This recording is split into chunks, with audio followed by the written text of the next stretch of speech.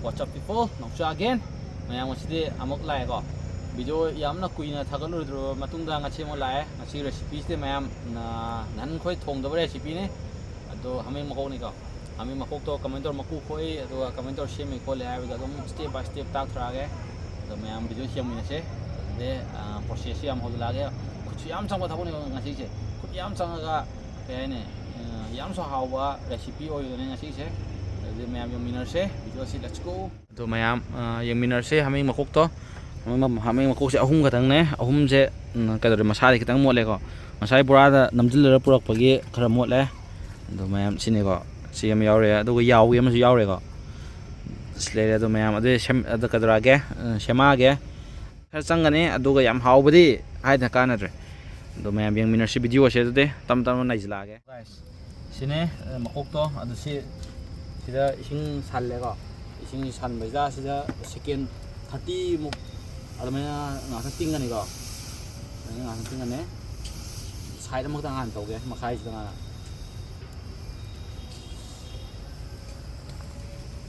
30 muk tang tingaga dum khiet kang matu dum lani ko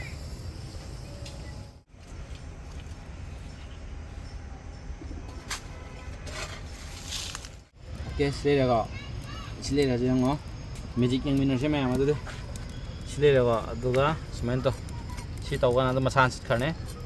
na la siang lang na dum taw ya re go na ne cement am taw ga na sem be ma kok se di mayam yang minor se video se ai video se asum se cement ta ko ne go adu video se yam sang ne do aduna mayam ai ha lon sem dura ge adu am ka loi ka comment to sem ko na do mayam yang minor se de mayam matam leitre matam se leijlaktre si khok pade loi jlabne do mawun no de khok rage matam se yadre thieng ne ren aduna sen ka daw rage mawun no de khok rage ai mawun khok je matu yam nappe daw ne do khok ning daw ne do upai leite timing yadre do mayam khok maw kai matu mawun no de khok rage do an sema ge jing ne se xem lồi can rồi na út trà cái mày em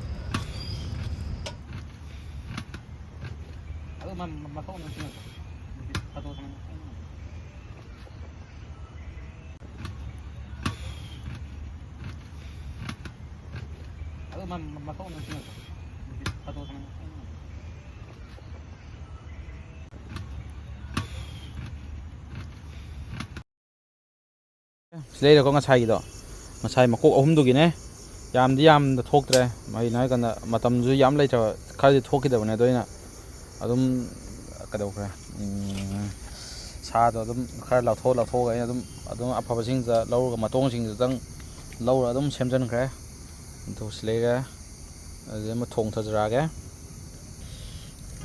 aduwa tilhau sanam kai gi ju silai ga tilhau sanam sing kai ga adum silai ga samaroi kai ga lấy do je kai sumu le khang su sajale ko khang su sajale do de thau ge ye jalaga adum haujala se video se matam pa na thieng kre pung ani ahum adai ta ko na je pung mangam khai ta ku ta jan gra matam ji yam lo se de pum haujala se de thau hajin jar ge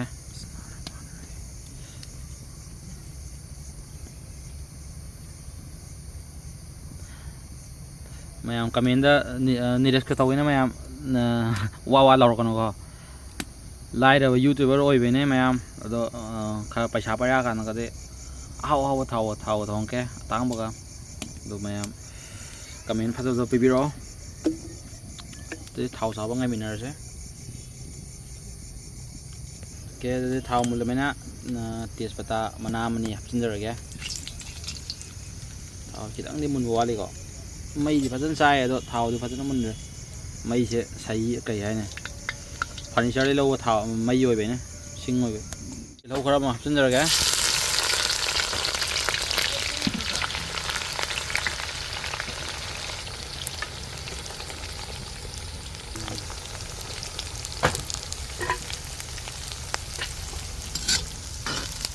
sinh không mà phát sinh rồi cái duga caram khara maga Kalau pulap sama na hapsin minare mayam duga mak mix tawjarage osinjarage thau chi kitang wat male do adam yani de yal lagi thau yam cha patte natra duna wai he ngasini mi che fajana wai hai be se phatte de hai ban hai na bane an gai singa du ngasini mi fajana wajan khre ke mayam de masala so munba ho mulle ko fajana mulle de sa se ma tinjurage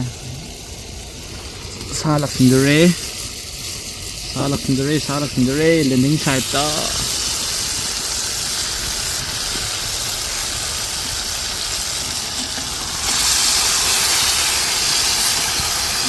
ai haming thong se ahan mane ko live ta akhoi ma akhoi na thong mu khai de adum cha khare hawe phajana adum do ahan mane thong se mayam haw do man bra mayam video se loi dinga da mayam comment ta biramo to ai mo te haw do male ai thong ne ko isa tha le hai ga dra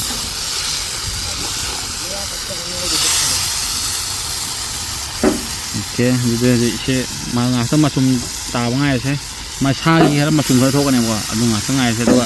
adu mahi ha pe ya ba ya do adu hatun jar se thum sa bi de thum ma hatun jar ga adu de thum khar ma hatun jar ga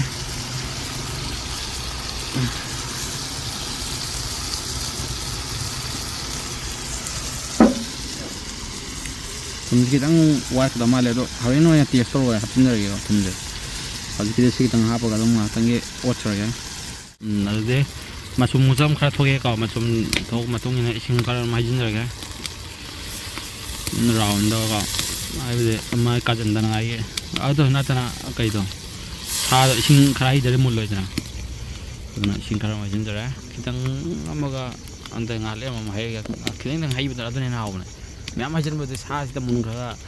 माव में याव दबने बदो खरा तौगा hygiene जरगे मैम ngai yang minor se video se ngai minor se loiba तो मैम आई चैनल से अनो लापी बो मैम सब्सक्राइब तो जन ब्रमो तो शेयर जो इमा कोई इमान सिंग दा तो जन ब्रमो ngasi रेसिपी से मैम अखो जो इमान कोई दा टेक तो लो इमान अस ngai si ta haming to sitra ka na ko ma'am खा तो जन ब्रमो खा सपोर्ट तो भी मैम तो video से लोइ फियम मिना से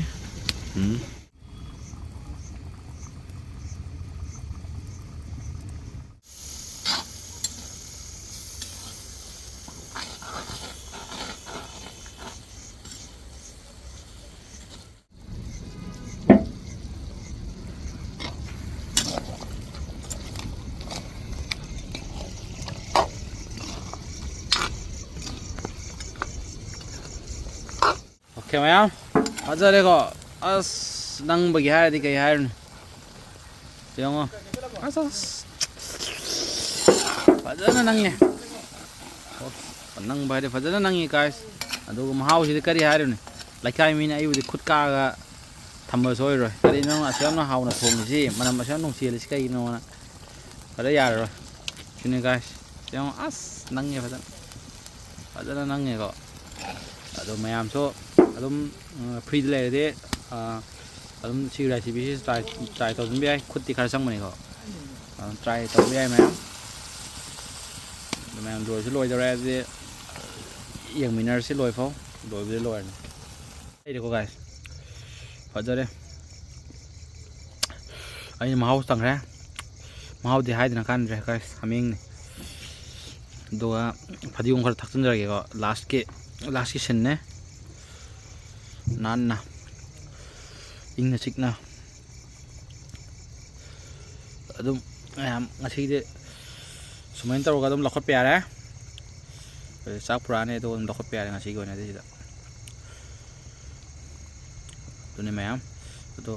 karin machi da matis amak tor ke ko tis tor ke mayam adu hote yang mina se aduna video loy rabane mayam ngai mina se de